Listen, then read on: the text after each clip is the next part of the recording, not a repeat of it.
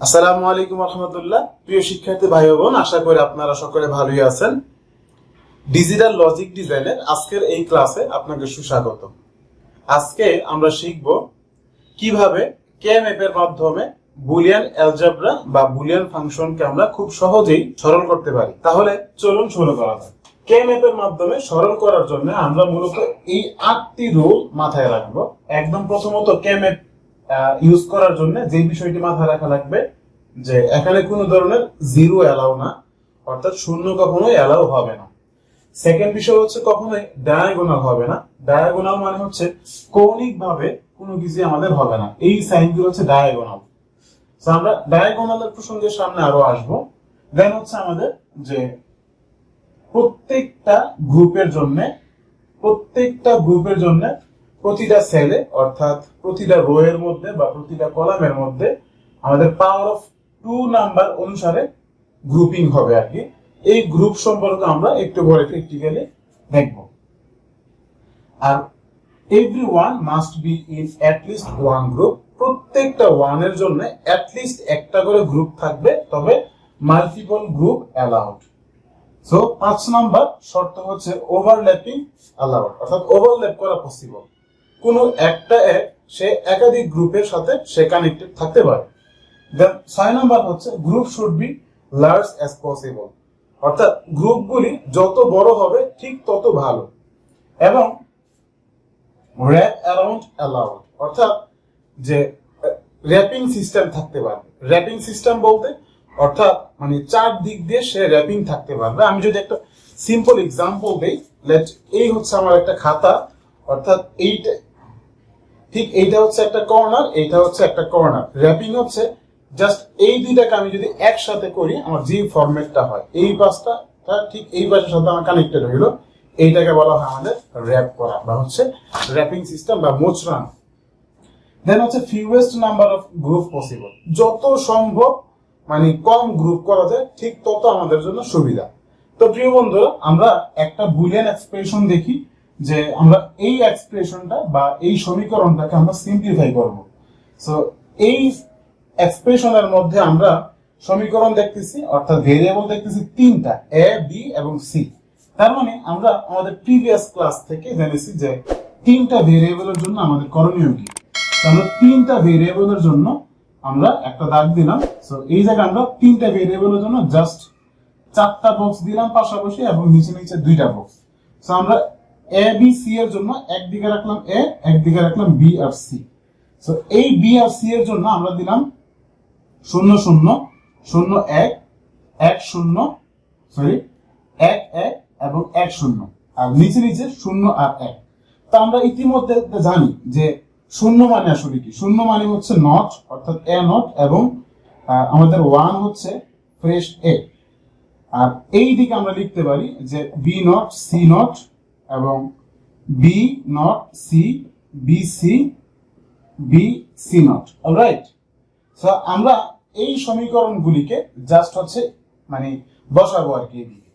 তো সমীকরণের একদম শুরুতেই যা আছে আমাদের এ নট বি সি, অর্থাৎ এই হচ্ছে আমাদের এ নট এবং বি সি কই, এই জায়গায় বি সি, এই এ নট বরাবর বি সি হচ্ছে এটা। তার মানে এই বক্সটা হচ্ছে আমাদের A not B C. Alright, so এই এ নট বি সি। তা আমরা এই জায়গাতে চাইলে এইটাও লিখতে পারি, আবার চাইলে আমরা 1 লিখতে পারি আর কি। এই হচ্ছে 1 লিখতে পারি।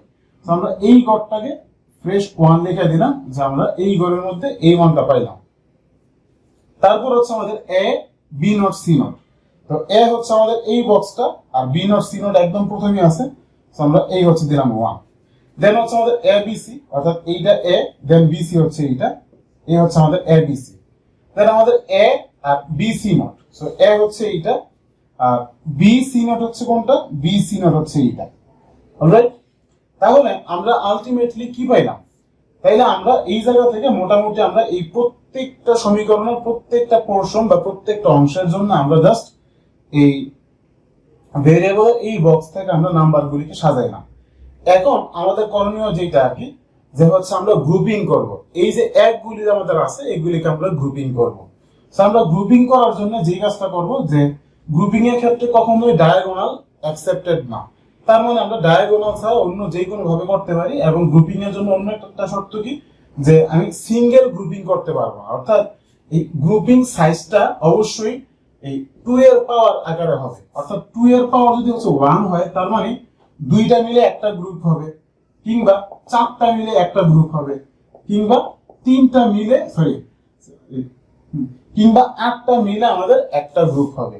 সো এইভাবে আমরা মূলত গ্রুপিং গুলি করব। সো এখানে দেখেন এই এক কিন্তু কৌণিক ভাবে আমাদের একটা গ্রুপ হয়, কিন্তু আমরা অলরেডি বললাম যে নো ডায়াগোনাল, অর্থাৎ কোন ধরনের কোনাকুনি হবে না। তার মানে এইটার সাথে এইটাকে আমি একটা গ্রুপ ক্রিয়েট করতে পারি। অলরাইট, দেন হচ্ছে কি যে আমরা র‍্যাপ করতে পারি। দেখেন এই কোণার সাথে আমরা যদি এটা যদি একটা এজ হইতো, সো এই কর্নারের সাথে এই কর্নার, অর্থাৎ এই দুইটা এজ কে যদি আমরা একত্রিত করতাম, তাহলে দুইটাকে আমরা র‍্যাপ করতে পারতাম না, বা র‍্যাপ করলে আমরা একত্রিত করতে পারতাম। তার মানে আমরা বলতে পারি এই পার্টটার সাথে এই পার্টটাকে আমরা করতে পারি। এখন খেয়াল করুন, আপনি কিন্তু মানে প্রশ্ন করতে পারতেন যে আমরা তো এই একের সাথে এই একটাও আমরা মানে গ্রুপ করতে পারি।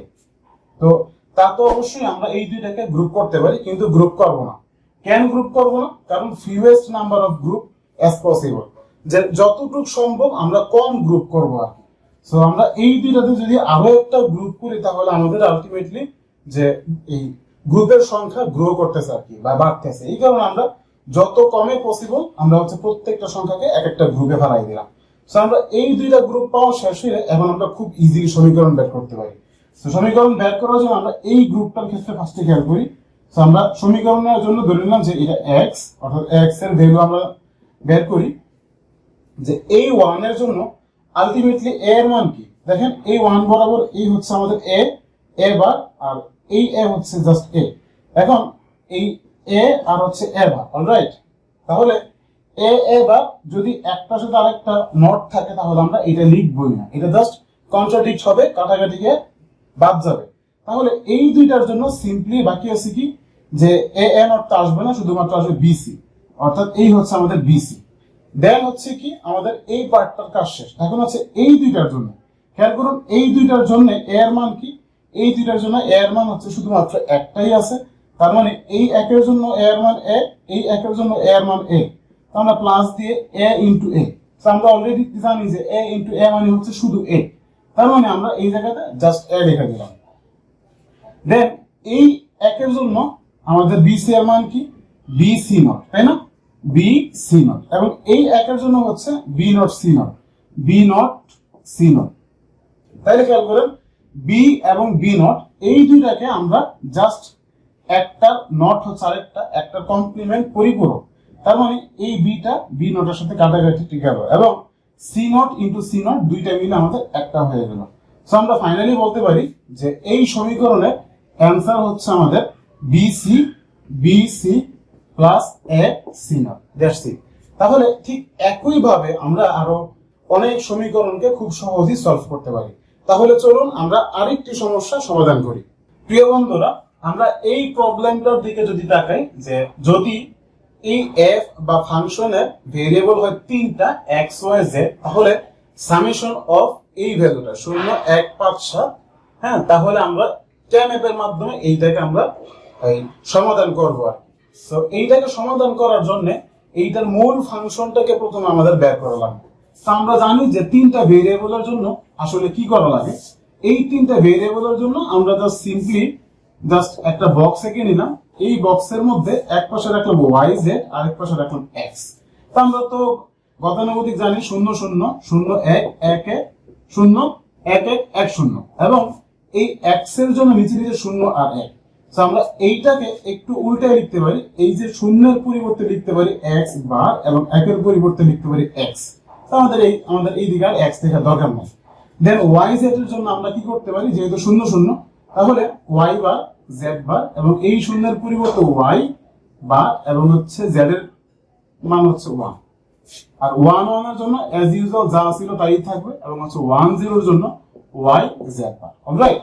তার মানে এই পাশে আমরা হচ্ছে ওয়াই জেড টা লিখা লাগতেছে না, আপনি লিখলেও কোনো ধরনের প্রবলেম নাই। তাহলে এই জায়গায় একদম প্রথম মান কি ছিল আমাদের 0। সো এই শূন্যের জন্য আমরা কি করব, দেখেন 0 মানে আসলে কি, যে একদম শূন্যের বাইনারি, যেটা আর কি এই ভ্যালুগুলো মূলত আসলে বাইনারি নাম্বার। তাহলে শূন্যের বাইনারি মূলত কি হয়, 0 0 0, রাইট। তার মানে এই ভ্যালুটা হচ্ছে 0 0 0। তাইলে আমরা বলতে পারি কি যে বার বার বার, আমরা যদি পাশাপাশি লিখি যে 0 আর 1, তাহলে এই জায়গাতে আমাদের এই 0 0 0 1 1 1 1 0। তো আমরা হচ্ছে এই সিম্পলি 0 0 0 এটার জন্য আমরা হচ্ছে এই হচ্ছে আমাদের এই ঘরটা 0, অলরাইট। ঠিক একই ভাবে এই ঘরটা হচ্ছে আমাদের 1। সো 1 এর বক্স কোনটা? 1 এর বক্স হচ্ছে আমাদের মূলত যে এই যে 1 এর বাইনারি কত 0 0 1, এটা হচ্ছে 1 এর বাইনারি। তার মানে যে একদম প্রথম x থেকে হবে 0 এবং হচ্ছে 1 কি হবে 0 1, তার মানে 0 এবং 0 1 এটা হচ্ছে কি আমাদের 1। 5 এর জন্য বক্স কোনটা হবে? আমরা জানি 5 এর জন্য হচ্ছে 1 0 1, এটা হচ্ছে 5 এর বাইনারি। তার মানে এই হচ্ছে 1 এবং হচ্ছে 0 1, এটা হচ্ছে আমাদের 5, অলরাইট। সো এটা হচ্ছে আমাদের 5। ঠিক একই ভাবে আমাদের হচ্ছে 7। 7 এর জন্য আমরা অলরেডি বাইনারি জানি যে 7 এর বাইনারি হচ্ছে 1 1 1, তার মানে এই 1 এবং এই 1 এই হচ্ছে আমাদের 7। তাহলে আমরা বলতে পারি এই জায়গার মূল সমীকরণটা আমাদের কি ছিল? এই জায়গার মূল সমীকরণটা হচ্ছে আমাদের যে এই সামেশনটাকে আমরা এইভাবে লিখতে পারি যে আমাদের মূল সমীকরণ বা মূল ফাংশনটা মূলত কি ছিল।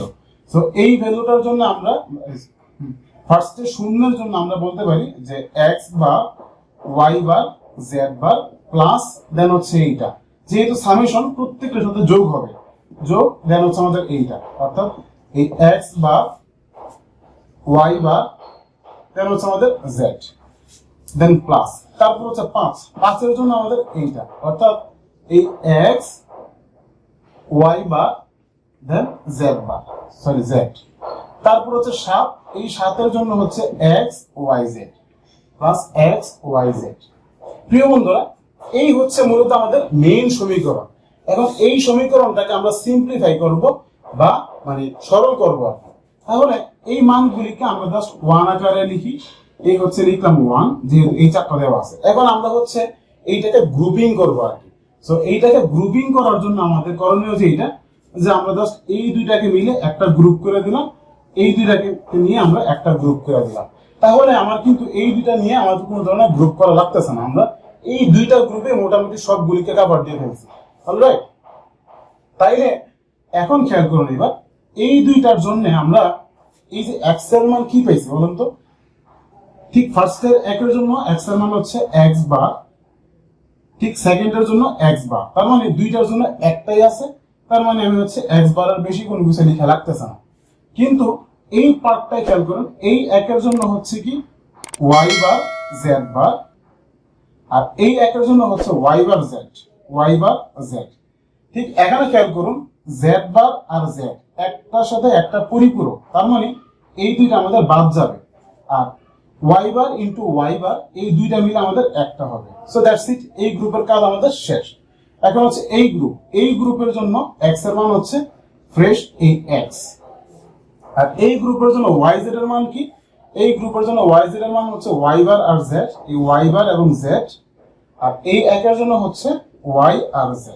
ঠিক এখানে খেয়াল করুন যে y বার আর হচ্ছে y এই দুইটা মিলে আমাদের কাটাকাটি গেল, বাদ চলে গেল আর কি, আর এই z আর z দুইটা মিলে আমাদের একটা হয়ে গেল। তাহলে আমরা এই সমীকরণটার জন্য অ্যান্সার বলতে পারি এটা, অর্থাৎ এই সমীকরণের একদম সরলীকরণ মান বা সংক্ষিপ্ত মান হচ্ছে আমাদের এই মানটা। প্রিয় বন্ধুরা, ঠিক একই ভাবে আমরা যেই কোনো বুলিয়ান এক্সপ্রেশন বা বুলিয়ান ফাংশনকে খুব সহজেই ক্যালকুলেটরের মাধ্যমে সমাধান করতে পারি। আজকের মতো এ পর্যন্তই। আপনাদের যদি কারো কোনো প্রবলেম থাকে, ডেসক্রিপশন বক্সে দেওয়া আমাদের জিমেইল আপনারা আমাদেরকে জানাতে পারেন, কিংবা আমাদের কমেন্ট সেকশনে। আমরা পরবর্তী অন্য কোনো ভিডিওতে আপনার প্রবলেম নিয়ে আবারও আলোচনা করব। সো এ পর্যন্ত ভালো থাকুন, সুস্থ থাকুন, আসসালামু আলাইকুম।